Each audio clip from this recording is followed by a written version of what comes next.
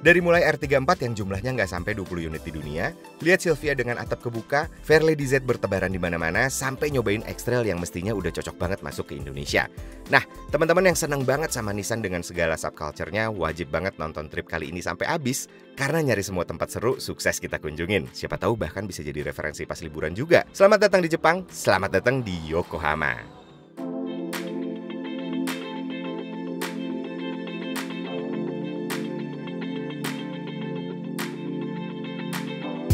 Oke, selamat pagi. Kita lagi ada di Yokohama dan ini jadi tempat pertama yang kita kunjungin di Jepang. Nah, tempat pertama itu adalah ini nih teman-teman. Ini adalah buat yang suka banget sama Nissan. Ini salah satu tempat naik haji kali ya, karena ini adalah Nismo Omori Factory, di mana mobil-mobil Nissan yang ditune sama Nismo itu ada di dalam sini semua. Bahkan kalau mau restorasi, mau build engine-nya di dalam ada semua. Kita jalan-jalan ke dalam ya. Nah, di parkirannya aja teman-teman, ini udah ada Nissan Skyline Saloon. Ini ditune by Nismo tentunya semua, dari mulai engine, body kit, kaliper.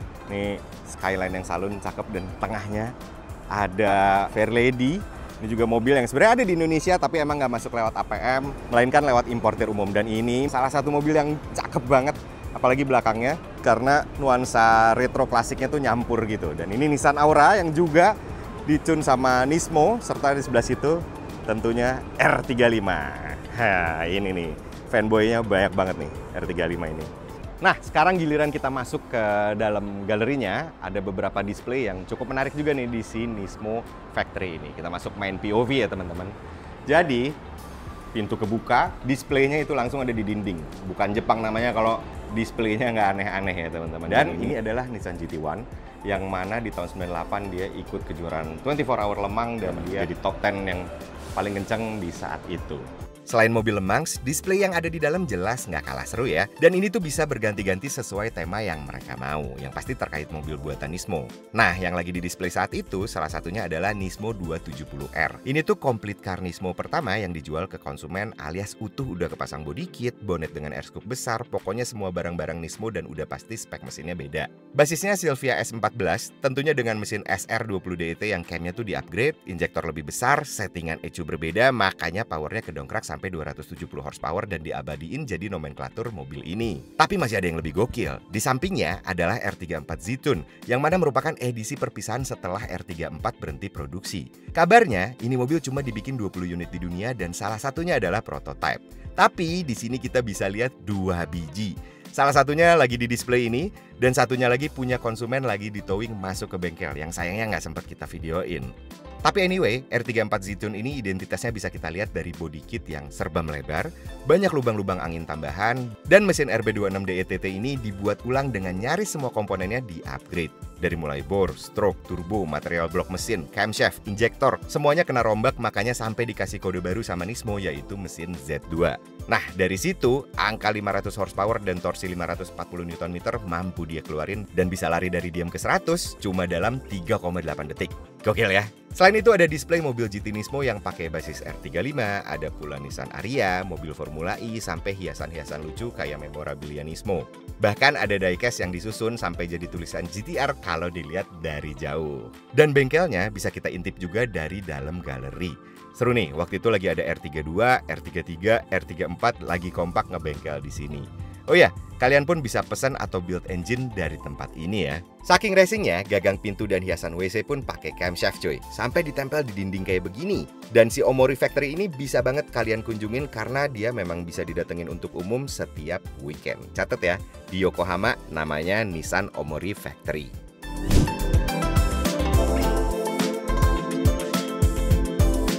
Dari Nismo Omori Factory, sekarang kita jalan lagi ke Nissan Headquarter yang masih di Yokohama juga tentunya. Nah, di sini tuh bakal ada press conference untuk Formula E nantinya. Tapi sekarang kita pengen sneak peek dulu nih, lihat-lihat sedikit line up yang ada di Headquarter. Karena ada line up heritage-nya juga. Ini lumayan seru nih line up-nya. Kita lihat ya. Waktu kita datang ke sana, di section Nissan Heritage ini ada 3 mobil.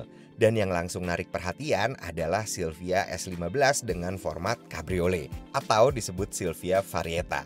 Ini cukup legend juga, dan di Indonesia kabar-kabarnya sih ada yang punya ya. Tapi memang ini jarang banget ada, bentuknya super cantik.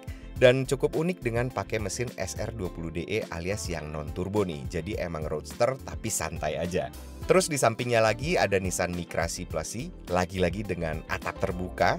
Dan ini juga sama-sama langka. Karena Micra yang 4 pintu biasa sih dulu pernah ada ya dibawa sama importir umum ke Indonesia. Tapi kalau yang ini kayaknya kita belum pernah lihat sih. City car, 2 pintu, cabriolet sebenarnya jadi konsep yang menarik banget ya. Terus kalau kita geser ke sampingnya lagi, ini bentuknya kayak mobil tahun 60-70-an, tapi sebenarnya bukan. Nissan Vigaro ini lahir di tahun 91, yang merupakan line up Nissan Pike Cars kayak Pao, B1, dan kawan-kawan. Dengan temanya tuh yang back to the future, nostalgic tapi modern. Ini keren sih, mobil kecil, atapnya landaule, dan pakai transmisi otomatis serta punya mekanikal yang cukup modern pada zamannya. Karena emang pakai basis Nissan March atau Micra generasi awal. Selain line up heritage, yang tadi gue liatin 3 mobil, tentunya di sini juga ada line up Nissan yang baru. Salah satunya adalah, nah ini nih. Ini adalah Nissan Fairlady Z yang tadi kita lihat juga di Nismo ya teman-teman. Dan ini adalah versi yang bukan Nismonya tentunya. Tapi tetap aja ganteng karena salah satunya yang entah kenapa gue selalu terpikat sama mobil ini. Itu karena belakangnya ada sisi retronya teman-teman. Jadi ada raut-raut dari Nissan 240 SX kalau misalnya teman-teman ingat. Tapi diinterpretasiin dalam wujud yang modern gitu. Jadi ini sports car yang modern retro gitu sih gayanya. Terus di sebelah sana ada Serena yang biasa di Indonesia. Tapi ada juga Serena yang memang ramah untuk manula. Jadi belakangnya itu ada melandai ke bawah supaya bisa dipasangin besi ram kayak gini untuk si kursi roda atau wheelchair itu gampang masuk ke dalam. Jadi manula atau orang sakit itu tuh ramah banget di mobil ini karena gampang akses masuknya. Warnanya juga cakep ya, kayak sen kaki gitu. Selain itu di sini juga ada Skyline yang sedan, salon, 4 pintu. Karena memang si R35 itu sekarang kan menjadi nama sendiri ya. Dia tidak lagi pakai nama Skyline tapi pakai nama GTR R35 gitu. Yang ini T-Spec anyway.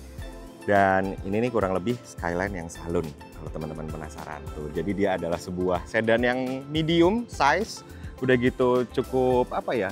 Cukup basic aja sebenarnya, untuk bukan sport banget, dia cukup arahnya tuh elegan dan seperti ini kurang lebih interiornya. Dan depannya seperti ini. Sebenarnya masih banyak lagi line up yang ada di sini, termasuk Nissan Note dengan berbagai varian, ada line up K-Car juga yang dikemas dengan berbagai macam format, sampai ada yang pintu belakangnya itu model geser, bahkan ada sebuah R32 yang di-convert jadi full EV. Wah, ini sebenarnya keren sih, ngubahnya nggak kelihatan pengen jadi futuristik gitu, tetap seperti aslinya. Meski pasti ada aja nih yang sayang banget ngelihat mobil ini ketika dijadiin EV. Kalau kalian ini tim yang mana nih? Suka apa enggak? Tapi yang nggak kalah penting, ada juga X-Trail T33 baru. Tapi mobil ini tuh belum ada sama sekali di Indonesia. Yang mana mestinya nggak butuh waktu lama lagi ya. Soalnya X-Trail yang ini tuh udah e-power, all-wheel drive, bentuknya ganteng pula dan dalamnya kelihatan well-built. Harusnya ini sangat-sangat kompetitif, mengingat si Serena e-Power masuk dalam keadaan build up, tapi harganya juga masih sangat kompetitif serta mobilnya oke banget. Oh iya, tentunya di sini selain mobil juga ada Nissan Boutique, yang mana banyak aksesori yang menarik di sebelah sini ya. Jadi ada glove, ada sepatu segala, yang mana ini adalah collectionnya Fairlady Z. Ini kayaknya kalau teman-teman yang Nissan banget anaknya, wah gawat, kalap nih di sini nih untuk belanja. Karena dari mulai gantungan kunci, tumbler semua ada. Di sini lucu-lucu semua, walaupun harganya emang agak lumayan nih. Contoh kayak gantungan kunci ini sekitar 180.000 nih teman-teman nih. 190 nyaris 200.000 si gantungan kunci yang ini nih. Tuh. Udah gitu tumblernya sekitar 400 ribuan. Kita lihat banyak diecast. Nah, ini ada diecast berbagai macam model. Ada R34, ada R32, R33, dan harganya sekitar 300 ribuan lah ya, kurang lebih sampai 400 ribu. Setelah kita eksplorasi di headquarter ini, akhirnya ditutup sama press conference dari Formula E. buat ngeliatin mobil barunya mereka yang pakai livery Sakura, tapi gayanya tuh kayak 8-bit gitu visualnya. Dan si Evo 3 ini makin canggih ya, karena saat ambil attack mode, mobilnya jadi bisa pakai penggerak all-wheel drive. Gokil. Dan satu hal juga yang kita baru tahu, engineer mereka justru berangkat dari develop mobil-mobil massal kayak Serena dan X-Trail e-Power. Ini keren sih. Nanti kita lihat aja ya performanya pas balap di akhir video, karena kita pun nonton langsung si Oliver Rowland ini beraksi di Tokyo E-Prix.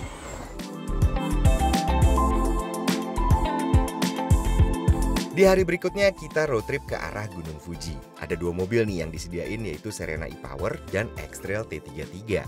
Sayangnya driving permit buat Indonesia tuh susah banget, jadi kita rasain sebagai penumpang dulu dan eksplorasi fiturnya aja ya. Hari ini kita lanjut jalan-jalan lagi. Kita mau agak sedikit road trip ya. Ada Mbak Nita juga sebagai engineer dari Formula E dari Nissan ya Mbak ya, Nissan Indonesia. Jadi kita belum boleh nyetir nih di sini karena aturannya cukup ketat ya Mbak ya. Kurang lebih perjalanan kita akan sekitar 2,5 jam dan gua akan duduk di baris ketiga sampai nyampe nanti. Dan yang gue suka dari Serena ini adalah pembagian antara di row depan, tengah, sama belakang itu relatif adil teman-teman. Jadi nggak didiskriminasi yang paling belakang. Meskipun kita tahu emang yang paling nyaman pasti ada di row kedua ya. Tapi di belakang ini dia masih relatif nyaman karena recline-nya pun masih banyak banget nih. Nah, ini adalah recline maksimal untuk di baris ketiga, yang mana untuk orang dewasa setinggi 170 cm kayak gue itu masih bisa duduk sangat nyaman gitu di sini. Dan bangkunya itu enggak bangku yang keras gitu. Kadang-kadang ada beberapa MPV yang di paling belakang itu punya cushion jok yang lebih keras daripada di baris 1 atau 2. Ini masih relatif empuk. Dan yang gue juga suka adalah visibilitas dari baris ketiga ini bener-bener luas gitu. Jadi untuk kita ngelihat ke jendela kita sendiri yang di sisi sini, itu kita bisa lihat dengan jelas dan gede gitu ya si jendela-jendelanya. Begitu juga ketika kita mau ngelihat ke tengah sama ke depan gitu teman-teman. Dan mobil ini sebenarnya pada dasarnya sama ya, sama yang ada di Indonesia, karena kan emang build up dari Jepang juga unitnya. Dan kita waktu mudik elektrik kemarin, kalau teman-teman udah nonton videonya, mobil ini dapat konsumsi bahan bakar 19,9 km per liter dengan metode full to full, dipakai heavy mudik, yang mana kalau kita bagi biaya per kilometernya dengan oktan 92 yang paling murah itu sekitar 600 perakan. Betul ya? Selain Serena yang dibawa road trip, kita pun sempat dibawa pakai Serena e-Power versi lokal Jepang, yang mana punya fitur tambahan yaitu Nissan ProPilot 2. Nah, jadi selain sensor-sensor ADAS-nya lebih baik, ada satu fungsi lagi yang baru ada di Jepang doang, yaitu mobilnya bisa nyusul sendiri dengan sangat halus. Jadi nggak cuma adaptive cruise, ketika semua kamera ngebaca situasi jalanan memungkinkan buat nyalip, dia bakal nanya ke kita mau nyusul mobil depan apa enggak. Dan kalau kita klik OK, tinggal ngesen kanan, nanti dia otomatis ngelewatin mobil depan dengan aman. Bahkan bisa balik lagi ke jalur lambat setelah selesai nyusul. Ini keren sih. Waktu di perjalanan, Gunung Fuji itu udah mulai kelihatan jelas. Dan pemandangannya tuh seru banget sih. Karena kita datang di bulan Mei awal, jadi masih ada glacier di puncaknya Fuji. Belum meleleh dihantam summer nih. Udah gitu cuacanya juga masih adem. Dari situ kita pun sempat mampir di 7-Eleven buat tukeran mobil. Tapi agak salfok juga nih. Padahal ini kan cuma minimarket ya. Tapi kalau pemandangannya gini sih, kayaknya nongkrong lama-lama di sini juga akan betah ya. Scenery-nya gokil dengan flyover dan Gunung Fuji di belakangnya. Oke, kita sekarang udah naik X-Trail teman-teman, nggak naik Serena lagi. Tapi sama-sama duduk di belakang karena di sini kita tetap aja nggak punya permit untuk nyetir karena di sini cukup ketat. Jadi yang nyetir orang asli sini, gitu ya. Oh iya mas, ya. Orang Jawa Timur mas. Lo gitu mas. Atuh nah, itu bebeja tuh. Nah, tapi pada intinya sebenarnya kan waktu di Indonesia kita udah pernah nyobain nih si X-Trail T33 e-Power. Walaupun treknya itu nggak panjang teman-teman, jadi cuman apa ya, cukup singkat lah waktu itu di Senayan, area Senayan. Tapi yang bisa dirasain memang mobilnya itu total effortless daripada versi yang sebelumnya gitu. Dulu ya. Oke, ganti-gantian ya. Gue juga. Polisi ya? Ada silop ya? Nah, jadi kita lagi dikejar polisi teman-teman. Nah, tapi kita balik lagi teman-teman. Jadi si X-Trail T33 ini ketika dipakai itu effortless tenaganya, karena ya memang yang namanya e-Power itu kan mengubah si mekanisme penggeraknya ya. Kalau kemarin itu kan masih dari combustion engine gitu untuk yang menggerakkan roda walaupun yang versi hybrid. Tapi kalau di sini itu dia udah full pakai motor elektrik di depan dan di belakang. Jadi mesinnya hanya berfungsi untuk genset walaupun dia punya turbo, teman-teman. Mesinnya tuh 1500 cc turbo, tapi perannya cuman jadi genset gitu loh, untuk menciptakan listrik dan dikasih ke baterai lalu dikasih ke motor elektrik untuk bergerak di keempat rodanya gitu. Nah, si teknologi empat rodanya ini kalau disebut Nissan itu namanya e-Force, teman-teman. Jadi memang motornya ada dua ya, ada di depan dan di belakang, distribusinya juga keempat-empatnya. Udah gitu si regenerative braking-nya juga di split ke 4 roda. Jadi nggak hanya dibebankan ke 2 roda doang gitu, teman-teman. Jadi pembagiannya itu bikin dia lebih smooth. Itu kenapa distribusinya dibagi ke empat-empatnya. Dengan format X-Trail yang kayak gini, harusnya bikin mobilnya jadi sangat kompetitif ya untuk ketemu si RV Hybrid di Indonesia. Karena sebelumnya kita ngerti, X-Trail punya bahan bakar yang kurang efisien meski mobilnya enak banget. Tapi di versi T33 e-Power ini jadi terakomodir untuk yang concern dengan bahan bakar karena pasti bisa sangat efisien. Di lain sisi mobilnya pun jadi lebih bertenaga dan nyaman banget. Ketika kita duduk di belakang rasanya memang sih nggak serba naik MPV, tapi buat ukuran SUV udah cukup lega banget. Bangkunya juga nopang paha dengan baik, terus sudut recline-nya cukup nyaman, dan yang kita suka armrest ini bisa dibuka full supaya sanggaan tangannya proper. Buat naruh cup juga proper, plus bisa akses ke bagasi dengan mudah dari baris kedua. Jadi gede nih lobangnya. Terus fiturnya juga udah komplit ya, kayak ADAS yang isinya banyak atau disebut ProPilot, ada Android Auto, Apple CarPlay, kamera 360-nya cukup clear, pemanas joknya juga ada di depan dan belakang, dan karena kebetulan ini bukan trim tinggi dan versinya agak lama, jadi tema interiornya juga kelihatan lebih sederhana. Tapi pas kita lihat di headquarter, ada kok yang pakai interior beige, dan kalau kita belajar dari Serena yang udah duluan masuk ke Indonesia, harusnya X-Trail juga bisa sangat kompetitif ya meski diimpor utuh dari Jepang. Toh Serena harganya sesuai ekspektasi kan ketika muncul. Mudah-mudahan suatu saat masuk si X-Trail juga bisa kayak gitu ya.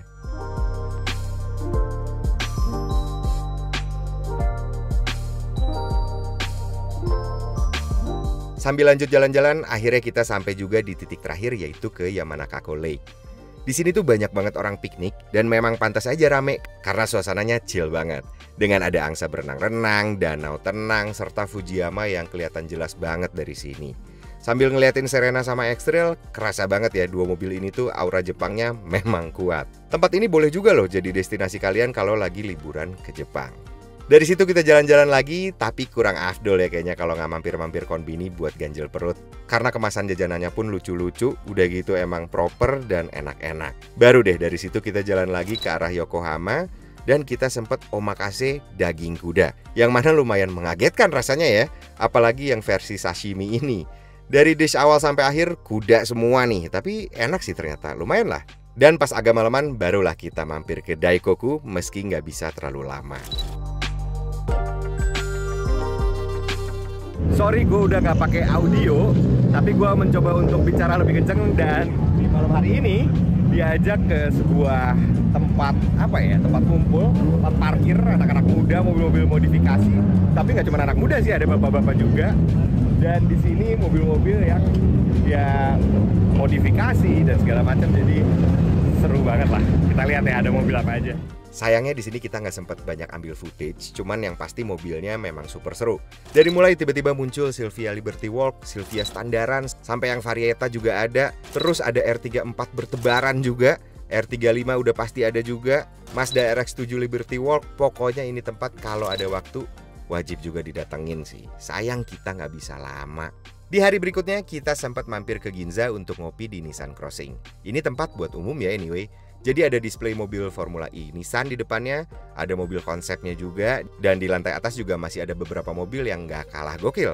Dan di sini juga kita bisa kopi yang Hasini banget, alias latte artnya bisa pilih mau gambar Nissan apa. Cukup seru lah. Terus lanjut lagi kita jalan nyamperin pedoknya tim Nissan Formula E. Di sini tuh kita dapat penjelasan banyak hal tentang flow di pedok, bahkan dikasih pegang setir Formula E Gen 2-nya. Ini kompleks banget isinya, dan harganya tuh 6.000 euro cuy. Ini kesempatan yang cukup langka lah ya.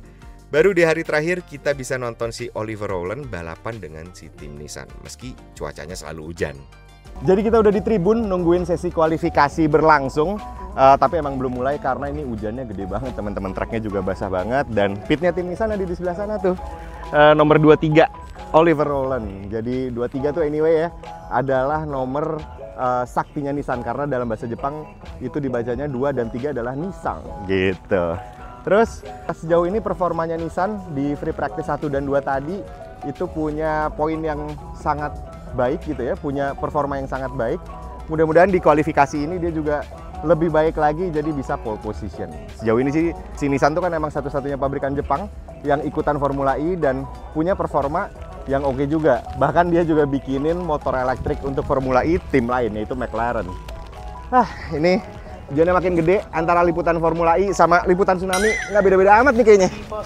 Nah, sekarang udah mau mulai nih race-nya, tapi ini si AA masih pada siap-siap. Kita tungguin ya. Nah, sesi kualifikasinya anyway ditiadakan karena faktor cuaca, dan akhirnya ini langsung race pakai hasil free practice. Agak unik sih. Tapi terlepas itu, mobil Formula E di Gen 3 Evo ini jauh lebih brutal lagi. Karena tenaga maksimalnya tuh bisa sampai 350 kW, dan maksimum speednya itu bisa di 200 miles per hour. Gila ya. Dan karena dia juga bisa pakai penggerak all-wheel drive, larinya pun instan karena catatan akselerasi 0-100 km per jamnya cuma 1,82 detik aja. Gila sih. Tentunya bukan kuping kita yang sepi ya, tapi emang Formula E balapannya cenderung senyap suaranya. Selama balapan ada hal-hal yang cukup seru. Jujur gue bukan yang ngikutin balap ini ya. Jadi baru tahu bahwa ada fitur attack mode yang mana bisa maksimalin tenaga dari motor elektriknya jadi semacam boost gitu. Mirip konsep di game Crash Bandicoot Racing zaman dulu tuh. Tapi emang pas ngambil fitur ini tuh harus nginjek keluar dari racing line. Dan seketika mobil baru bisa dimaksimalin ke 350 kW. Berikut all-wheel drive-nya juga jadi aktif, yang mana hal itu tuh bisa berlaku selama 8 menit. Nah, si proses pit stopnya juga agak unik. Karena dia pakai ban yang beralur alias relatif normal, jadi pit stop ini tuh dipakai buat ngecharge baterai mobil, bukan ganti ban. Cuma bentar sih, 30 detikan doang, tapi daya maksimalnya bisa sampai 600 kW. Keisinya tuh lumayan loh.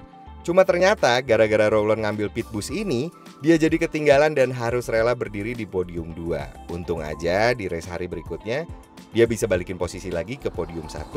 Begitu juga pas di Jakarta, Rowland kembali mendominasi.